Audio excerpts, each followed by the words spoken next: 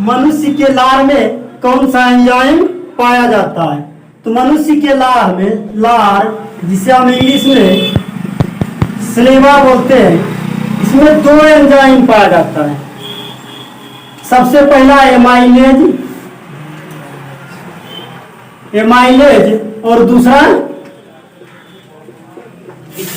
Ptyalin. सबसे पहला amylase, दूसरा टाइलिन। लार हम लोग जो भोजन करते हैं तो भोजन के साथ जैसे दांत दबाते हैं तो लार क्या होता है, भोजन के साथ मिल जाता है और वो जो है जीवाणु वगैरह को मारने में काम आता है। तो हमारे लार में जो एंजाइम पाया जाता है, सबसे पहला एमाइलेज और दूसरा टाइलिन। पेड़ पौधे में भोजन का संचय किस रूप में होता है? तो देखो, एक होता है ग्लाइकोजन। क्या होता है? ग्लाइकोजन। जो बायोलॉजी से किया होगा 12th, उसे पता होगा ग्लाइकोजन के रूप में संचय कहाँ होता है। मानव में भोजन का संचय जो होता है, मानव में भोजन का संचय किस रूप में होता है? ग्लाइकोजन के रूप में। लेकिन यहाँ क्या है? पेड़ पौधे। तो पेड़ पौधे में भोजन का संचय स्टार्च के रूप में होता है। किस रूप में? स्टार्च के रूप में होता है। इंसुलिन की खोज किसने की? तो देखो, सबसे जो बेस्ट बेटिंग करेगा, सबसे जो बेस्ट बेटिंग करेगा वही इंसुलिन की खोज करेगा। कहने का मतलब बेटिंग और बेस्ट ने जो है हमारा इंसुलिन की खोज किया है, बेटिंग और बेस्ट ने। और इंसुलिन का काम क्या है? इंसुलिन का काम क्या है? तो ग्लूकोज की मात्रा को, ग्लूकोज को कंट्रोल करना, ग्लूकोज की मात्रा को कंट्रोल करना। क्या करना? कंट्रोल करना। अगर कंट्रोल नहीं होता, अगर इंसुलिन की कमी हो जाता है, क्या हो जाता है? इंसुलिन की, अगर इंसुलिन की कमी हो जाता है तो हो जाएगा क्या? मधुमेह। क्या हो जाएगा? मधुमेह हो जाएगा। मधुमेह यानी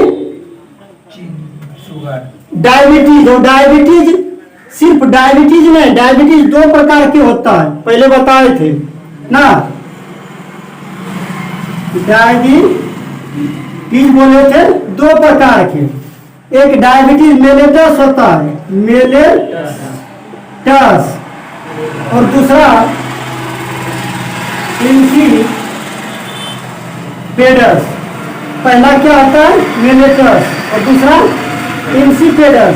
तो यही मधुमेह जो है ये डायबिटीज मेलेटस है। इसमें जो है क्या होता है? इंसुलिन की कमी हो जाता है। लेकिन ये इंसिपेडस अगर चलोगे तो ये इंसिपेडस, डायबिटीज इंसिपेडस जो है ये क्या होता है? इस बीमारी में क्या होता है? यूरिन की मात्रा बहुत ज्यादा बढ़ जाता है। इसमें जो है बहुत ज्यादा जो है पैसा लगने लगता है। तो ये डायबिटीज इंसिपेडस है और ये इंसुलिन की कमी के कारण डायबिटीज मेलेटस होता है। इंसुलिन कहेगा कहाँ पाया जाता है? आज क्या कहोगे? इंसुलिन पाया कहाँ जाता है? तो अग्नाशय। कहाँ? अग्नाशय के बीटा सेल में। कहाँ? अग्नाशय के बीटा सेल में ना, अग्नाशय के बीटा सेल में। स्फिग्मोमेनोमीटर किस किस ने देखा है? कोई नहीं? डॉक्टर झोला छाप को देखा है? बीपी मपते हवा देता है खुला खुला के, वही है स्फिग्मोमेनोमीटर। तो स्फिग्मोमेनोमीटर का उपयोग होता है तो रक्त दाब मापने में, यानी ब्लड प्रेशर मापने में।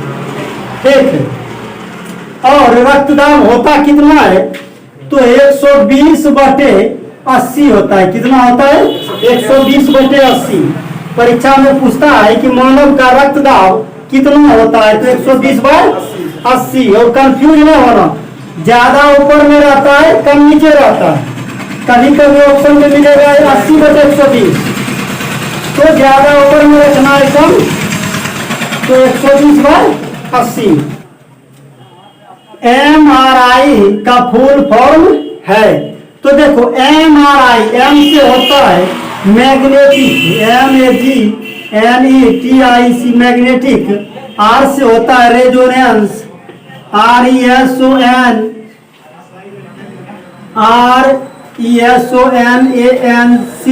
Resonance, imaging IMAGING imaging. क्या होता है मैग्नेटिक रेजोनेंस इमेजिंग, MRI। इसी में MRI देखा है करते किसी का? MRI में क्या करता है कि पूरा शरीर को जो है डाल देता है, और इसके बाद बटन दबाता है, पता चलता है ऊपर में घूमता है ना। तो MRI क्या है? Magnetic resonance tomography. ये क्या करता है? हाइपरटेंशन में जिसका माथा दर्द वगैरह करता है उसमें MRI करता है। और एक होता है CT स्कैन। क्या होता है? एक होता है CT स्कैन ना। तो CT से C से क्या होता है? Computed, COMPUTED computed. T से होता है टोमोग्राफी, TOMOGRAPH कंप्यूटेड टोमोग्राफी, और स्कैन है CAN स्कैन। CT स्कैन का फुल फॉर्म पूछेगा तो कंप्यूटेड टोमोग्राफी स्कैन, और MRI पूछेगा तो मैग्नेटिक रेजोनेंस इमेजिंग। भूख, प्यास, प्यार, नफरत का केंद्र है। देखो हम लोग के शरीर में कैसे पता चलता है कि प्यास लग गया या भूख लग गया? तो एक ग्लैंड पाया जाता है, एक ग्रंथि पाया जाता है ना, उसका नाम है हाइपोथैलेमस। क्या नाम है? हाइपोथैलेमस। इसी में पता चलता है कि भूख लगा है या प्यास लगा है, या किसी का प्यार है या किसी से नफरत है। सबका पता कैसे चलता है? सबका केंद्र कौन है? किसी से नफरत करते हो तो मन देखता होगा कि कैसा चलता है, पूरा गुस्सा से ना। तो नफरत, प्यार, सबका केंद्र जो है हमारा हाइपोथैलेमस है। और ये मास्टर ग्रंथि का मास्टर ग्रंथि कहलाता है। क्या कहलाता है? ये मास्टर ग्रंथि जो हमारा पाया जाता है, मास्टर ग्रंथि कौन सा होता है? पीयूष ना, पीयूष एक ना बोलते हैं मास्टर ग्रंथि। पीयूष ग्रंथि को बोलते हैं मास्टर ग्रंथि, या इसी को बोलते हैं इंग्लिश में पिट्यूटरी ग्लैंड है ना, पिट्यूटरी ग्लैंड। और मास्टर ग्रंथि का ही मास्टर ग्रंथि है हाइपोथैलेमस। देखो चावल पॉलिश किया हुआ तुम लोग खाया होगा, या कम से कम देखा तो जरूर होगा, क्योंकि पॉलिश किया हुआ चावल जो जब दोगे बर्तन में तो पानी डालोगे तो चिपक जाता है सर। तो पॉलिश किया हुआ चावल रहता है, और पॉलिश किए हुए चावल में कौन सी विटामिन नष्ट हो जाता है, यानी पॉलिश करने में कौन सा विटामिन जो है नष्ट हो जाता है। तो विटामिन जो है, विटामिन B1 हमारा नष्ट हो जाता है। कौन सा? Vitamin B1। और इसका नाम क्या है? अगर रासायनिक नाम पूछे, इसका नाम है थायमीन। क्या है? थायमीन। इसका रासायनिक नाम क्या है? थायमीन। और पूछेगा इस विटामिन के कमी के कारण क्या होता है, कौन सी बीमारी होता है? तो बेरी बेरी। क्या होता है? Beriberi. यह ब्लू बेबी सिंड्रोम किसकी अधिकता से होता है? तो ब्लू मतलब नीला। ब्लू बेबी सिंड्रोम से जो पीड़ित होगा बच्चा, वो किस कलर का हो जाएगा? नीला कलर का हो जाएगा। तो होता है किसकी अधिकता से? तो सबसे पहले ब्लू बेबी सिंड्रोम नाइट्रेट की अधिकता से। किसके?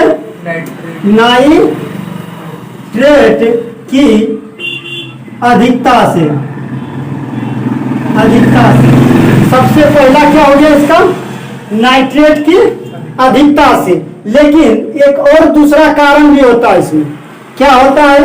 तो मान लिया जाए कि किसी बच्चा का दिल जो है, ये हमारा किसी बच्चा का दिल है, इसमें जो दीवार पाया जाता है, ठीक है, इसमें अगर छेद हो जाए, क्या हो जाए? छेद हो जाए, यानी ये किसी बच्चा का दिल है, हृदय है, और ये जो दीवार पाया जाता है इसमें अगर छिद्र हो जाए तो छिद्र होने के कारण इधर क्या है, शुद्ध रक्त है ना, इधर शुद्ध रक्त है और इधर क्या है, अशुद्ध रक्त है, इधर अशुद्ध रक्त है। और दोनों जब छेद हो जाएगा तो ये दोनों आपस में मिल जाएगा, तो मिलने के कारण भी जो है ब्लू बेबी सिंड्रोम हो जाता है। ठीक, टेंडन क्या है, टेंडन नाम सुना है? एक होता है बीबी लाल, क्या होता है, बीबी लाल ना, और दूसरा होता है एमबीटी। एक होता है बीबी लाल, दूसरा क्या होता है, एमबीटी। ये मोहम्मद बिन तुगलक नहीं है, ये मसल टू बोन है। क्या है, मसल टू बोन, यानी मांसपेशी से बोन यानी हड्डी, टी से हो गया टेंडन, तो एमबीटी हो गया। मसल से हड्डी को जोड़ेगा कौन, टेंडन। और ये बीबी लाल, क्या है, बीबी लाल, तो बीबी लाल बी से हो गया बोन यानी हड्डी, से हड्डी को जोड़ेगा कौन, bone to bone ligament, ligament, इसलिए लाल हो गया यानी लिगामेंट। बोन टू बोन यानी हड्डी से हड्डी को जोड़ेगा लिगामेंट, और मांसपेशी से हड्डी को जोड़ेगा कौन, टेंडन। तो टेंडन क्या है, तो मांसपेशी को हड्डी से जोड़ता है टेंडन। सबसे छोटी हड्डी, हम लोग के शरीर में सबसे छोटा हड्डी कहाँ पाया जाता है, कान की हड्डी ना, कान की हड्डी नाम क्या है, स्टेपिस, स्टेपिस।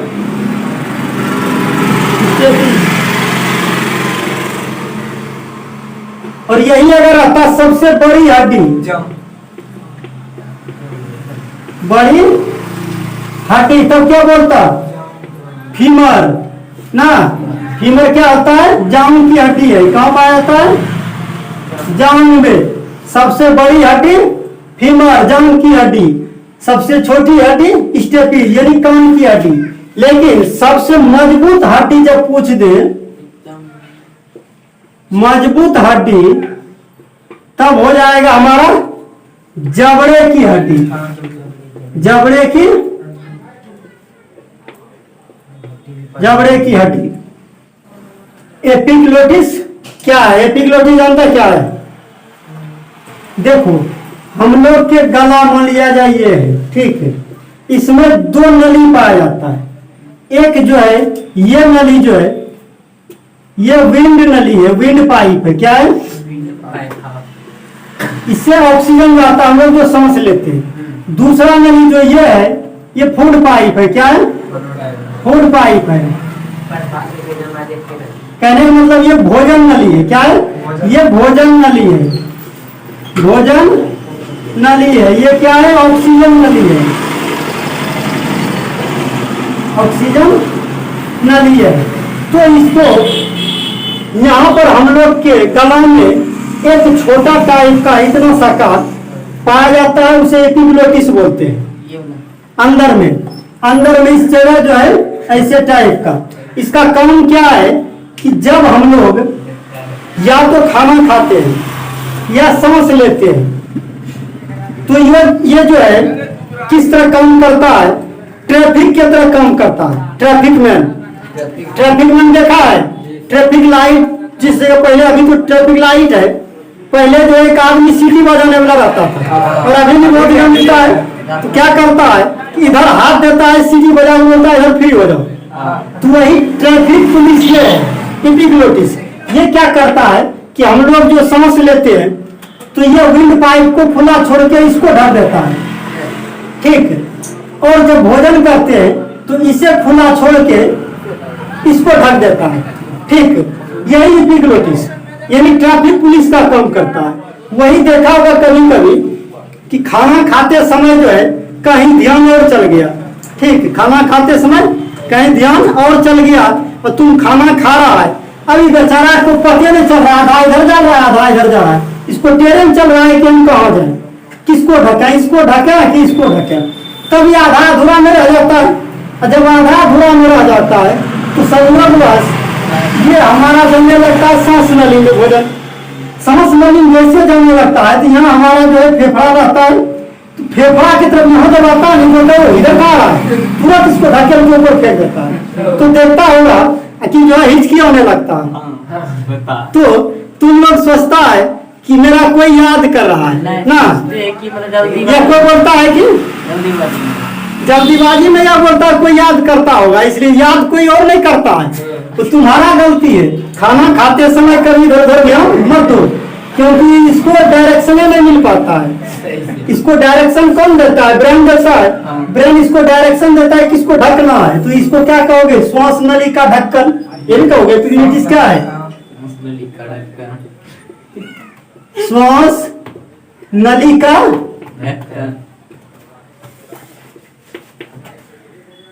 इसका काम है ट्रैफिक पुलिस वाला, यानी कि ये भोजन वाला रास्ता को जाम करना है कि ऑक्सीजन वाला रास्ता को जाम करना है। दूरी का सबसे बड़ी इकाई क्या है? क्या होगा दूरी का सबसे बड़ी इकाई? देखो, दूरी का सबसे बड़ी इकाई पारसेक होता है। क्या होता है? पारसेक होता है। और दूरी का ही इकाई है प्रकाश वर्ष। क्या है? प्रकाश वर्ष।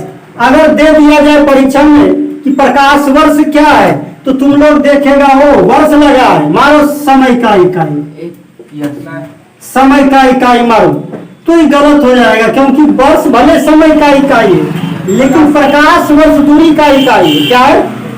दूरी का इकाई है। और प्रकाश वर्ष किसे कहते हैं? तो प्रकाश द्वारा एक वर्ष में तय की गई दूरी को हम प्रकाश वर्ष में मापते हैं। और इससे भी बड़ा इकाई पारसेक है, इसलिए दूरी का सबसे बड़ी इकाई हमारा क्या हो जाएगा? पारसेक हो जाएगा। क्या है? उत्सर्जन तंत्र की इकाई है। तो आंसर क्या होगा? नेफ्रॉन। क्या होगा?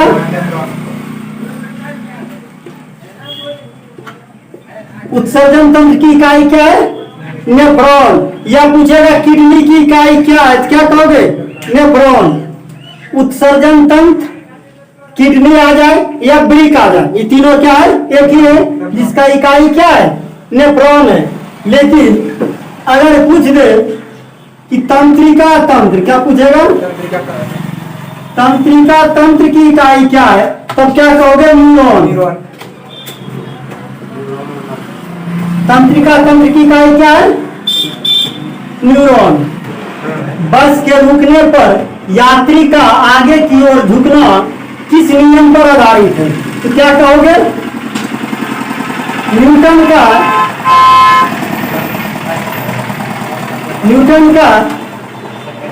पहला नियम। न्यूटन का पहला नियम। इसी नियम को हम क्या कहते हैं? Law of inertia. Law of inertia बोलते हैं, यानी जड़त्व का नियम। इसी को ना न्यूटन का पहला नियम है। यानी जैसे बस पर बैठोगे और बस अगर गति में एकाएक अगर ब्रेक लग जाए तो तुम क्या होगा? आगे की ओर झुक जाओगे। तो आगे की ओर झुकना ये किस नियम पर है? न्यूटन के पहला नियम पर। कारण है कि बस के साथ तुम भी गति में हो और एकाएक ब्रेक लग जाता है तो विराम की अवस्था में आ जाता है, और उस पर बैठे सवारी जो गति में ही रहता है तो क्या हो जाता है? आगे की ओर झुक जाता है। इसी को लॉ ऑफ इनर्शिया बोलते हैं, यानी जड़त्व का नियम, इसी को बोलते हैं। पीएच पैमाना किसने दिया था? आंसर इसका क्या होगा? सोरेनसन। क्या होगा? सोरेनसन ने। और पीएच का फुल फॉर्म होता है पावर ऑफ हाइड्रोजन। क्या होता है? Power of hydrogen. और एच हमेशा ऊपर में रहता है। और पीएच स्केल जो होता है इसमें पाठ्यांक 1 से लेकर के कहां तक होता है? 14 तक होता है। कहां तक होता है? 14 तक। बीच में 7 रहता है। इधर जो है जितना जाएगा 7 से इधर अम्लीय होगा। क्या होगा? अम्लीय होगा। इधर जितना जाएगा उतना क्षारीय होगा। और बीच में जो रहेगा ये उदासीन रहेगा। पूछेगा किसी अम्लीय विलयन का पीएच मान कितना होता है? 7 से कम। किसी क्षारीय विलयन का पीएच मान कितना होता है? 7 से अधिक। किसी उदासीन विलयन का पीएच मान कितना होता है? 7। और वर्षा का जल जो होता है ना वो शुद्ध जल होता है। वर्षा का जल जो होता है क्या होता है? बरसात जल होता है शुद्ध जल, और उसका पीएच मान 7 होता है, यानी उदासीन होता है। मानव रक्त किस प्रकार का उत्तक है? तो कल परसों ही बताए थे कि मानव रक्त क्या है? लिक्विड कनेक्टिंग टिश्यू है ना। क्या है? द्रव संयोजी उत्तक ना, द्रव संयोजी उत्तक। और मानव रक्त का पीएच मान हमेशा कितना होता है? 7.4। ये फिक्स है। रॉकेट का उड़ना किस नियम पर आधारित है? तो रॉकेट का उड़ना, रॉकेट देखा होगा, ऐसे रहता है, ऐसे करके उड़ता है। तो ये जो उड़ता है ऊपर, जितना ऊपर तेज उड़ेगा उतना नीचे दबाव बनाएगा, ठीक। यानी प्रत्येक क्रिया के बराबर और विपरीत प्रतिक्रिया, एक्शन रिएक्शन, क्या कहेंगे? एक्शन रिएक्शन फोर्स कहेंगे।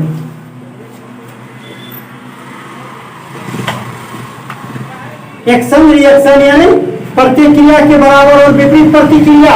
और ये किसमें होता है? तो न्यूटन के थर्ड लॉ, रॉकेट का उड़ना किस नियम पर आधारित है? तो न्यूटन के थर्ड लॉ। दूसरा एग्जांपल अगर इसमें लोगे तो बंदूक देखा होगा चलाते जो है ना, अपने कांख तर दाब के चलाता है। कारण है कि ऐसे चलाएगा तो जितना रफ्तार से उसका गोली आगे भागेगा उतना रफ्तार से पीछे भी झटका देगा, तो सीना में चोट लगने का डर रहता है, क्योंकि वो न्यूटन का थर्ड लॉ अप्लाई होता है वहां। जितना आगे बेग से दाना उसका गोली निकलेगा उतना पीछे झटका देगा, तो वो भी न्यूटन का थर्ड लॉ। इसके बाद नाव पर जब उतरने लगता है तो नाव से जब उतरेगा सवारी तो जितना आगे जाएगा उतना नाव पीछे भाग जाता है, तो वो भी जो है न्यूटन के थर्ड लॉ पर अप्लाई होता है। क्वेश्चन क्या है? दूध से मक्खन निकालना किस सिद्धांत पर आधारित है? तो दूध से जो मक्खन निकालता है इसका सिद्धांत होता है अपकेंद्रन, यानी अपकेंद्रीय बल। केंद्रीय बल यहां लगता है। क्या लगता है? अपकेंद्रीय बल लगता है। अपकेंद्रीय, अप मतलब बाहर की ओर, केंद्र से बाहर की ओर। तो दूध से मक्खन निकालना अपकेंद्रीय बल, या इसी में आ जाए वॉशिंग मशीन। किसमें आ जाए? वॉशिंग मशीन जो कि कपड़ा धोता है, वो किस सिद्धांत पर? तो यही जो है अपकेंद्रीय बल पर। लेकिन तुम लोग मौत के कुआं देखा होगा, मौत के कुआं में बाइक सवार क्या करता है? बाइक खूब मजा से चला लेता है। कारण है कि वहां क्या है? अभिकेंद्रीय बल लगता है।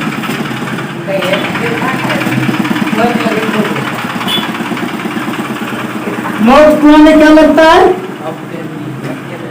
अभिकेंद्रीय बल, अभिकेंद्रीय बल लगेगा। यहाँ जो है दीवार जो है ना अंदर की ओर बल लगाता है और बाइक बाहर की ओर बल लगाता है। तो दीवार जो अंदर की ओर बल लगाता है तो उससे क्या होता है कि बाइक गिरता नहीं है, बाइक वाला। तो मौत के कुआं अगर पूछेगा तो अभिकेंद्रीय बल हो जाएगा। और बहुत ज्यादा एग्जाम में पूछता है कि दूध से मक्खन निकालना किस सिद्धांत पर आधारित है? तो अपकेंद्रीय बल। वॉशिंग मशीन किस सिद्धांत पर? तो अपकेंद्रीय बल। और मौत के कुआं में अभिकेंद्रीय बल। यहाँ मौत के कुआं में जो बाइक चलाता है आदमी, उसके पीछे वैज्ञानिक सिद्धांत है ना कि वो कोई जादू जानता है। तुम साइकिल जो चलाता है तो मोड़ पर जो है अंदर की ओर झुकता है, जिधर मुड़ना रहता है। मान लिया जाए बायां साइड मुड़ना है, इधर मुड़ोगे तो झुकोगे, वो भी जो है अभिकेंद्रीय बल होता है। ये भी प्रश्न आता है कि साइकिल चलाते समय चालक का अपने बाएं तरफ झुकना किस सिद्धांत पर आधारित है? ये भी जो है तुम्हारा अभिकेंद्रीय बल होगा। दाहिना तरफ झुक के देखना तो गिर भी जाओगे, तो वो भी क्या होता है? अभिकेंद्रीय बल का सिद्धांत पर आधारित है। प्लाज्मा से फाइब्रिनोजन को निकाला जाता है तो शेष प्लाज्मा क्या कहलाता है? तो देखो रक्त में एक प्लाज्मा पाया जाता है, और दूसरा रक्त कणिका पाया जाता है। क्या पाया जाता है? एक तो प्लाज्मा पाया जाता है, दूसरा रक्त कणिका पाया जाता है। ये प्लाज्मा जो होता है ये हल्का पीला रंग का द्रव होता है, हल्का पीले रंग का द्रव होता है। और रक्त कणिका में हमारा क्या क्या आ जाता है? आरबीसी आ जाएगा ना, डब्ल्यूबीसी आ जाएगा और प्लेटलेट्स आ जाएगा, प्लेटलेट्स आ जाएगा। तो आरबीसी, डब्ल्यूबीसी और प्लेटलेट्स। तो पूछेगा कि रक्त में कितना प्रतिशत प्लाज्मा आता है, तो 55% प्लाज्मा पाया जाता है रक्त में, ठीक है। और 45% ये जो है रक्त कणिका पाया जाता है, आरबीसी, डब्ल्यूबीसी और प्लेटलेट्स। डेंगू जब काटता है तो उसका प्लेटलेट्स घट के बहुत ज्यादा हो जाता है, कम। क्या हो जाता है? बहुत ज्यादा कम हो जाता है। तो अंतिम में बहुत अगर कम हो गया तो आदमी मौत भी हो जाता है। और इसे बढ़ाने के लिए पपीते के पत्ता का जूस वगैरह पिलाने के लिए बनता है। तो ये तुम्हारा प्लेटलेट्स रक्त कणिका में आता है, आरबीसी, डब्ल्यूबीसी और प्लेटलेट्स, जो कि 45% पाया जाता है। प्लाज्मा क्या है कि जिसको कोरोना वगैरह हो जाता है तो कोरोना में प्लाज्मा जब ठीक हो जाता है तो उसका प्लाज्मा से जो है इलाज किया जाता है ना। प्लाज्मा सुना होगा कि प्लाज्मा से ठीक हो जाएगा। तो रक्त से जब प्लाज्मा निकाल दिया, प्लाज्मा से फिर फाइब्रिनोजन निकाल दिया जाता है। फाइब्रिनोजन का काम होता है कि रक्त को क्या करना? थक्का बनाना, रक्त को थक्का बनाना। और इससे जब फाइब्रिनोजन निकाल दिया जाएगा तो इसमें शेष जो बचेगा वो सिर्फ सीरम बचेगा। क्या बचेगा? सिर्फ सीरम बचेगा। तो प्लाज्मा से फाइब्रिनोजन को निकाल दिया जाता है तो शेष प्लाज्मा क्या कहलाएगा? तो सीरम कहलाएगा ना। मानव शरीर में आरबीसी का निर्माण कहाँ होता है? तो मानव शरीर में आरबीसी का निर्माण अस्थि मज्जा में होता है। कहाँ? अस्थि मज्जा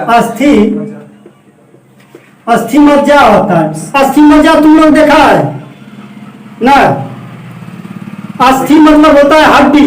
और हड्डी जब मुर्गा वगैरह तुम लोग खाता होगा मीट, तो हड्डी में जो है ना लाल हल्का ब्राउन टाइप का कुछ निकलता है, देखा होगा, जिसको तुम लोग चूसते हो, वही क्या है? अस्थि मज्जा है।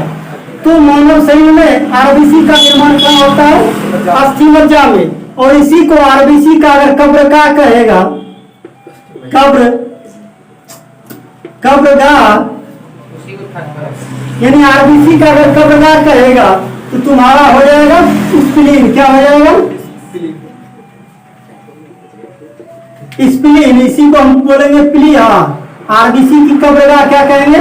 स्प्लीन, या हिंदी में कहेंगे इसे प्लीहा या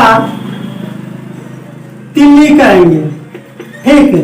मलेरिया में क्या होता है? यही प्लीहा, तिल्ली में दर्द बहुत ज्यादा देने लगता है। मानव शरीर में आरबीसी का निर्माण कहाँ होता है? तो अस्थि मज्जा में।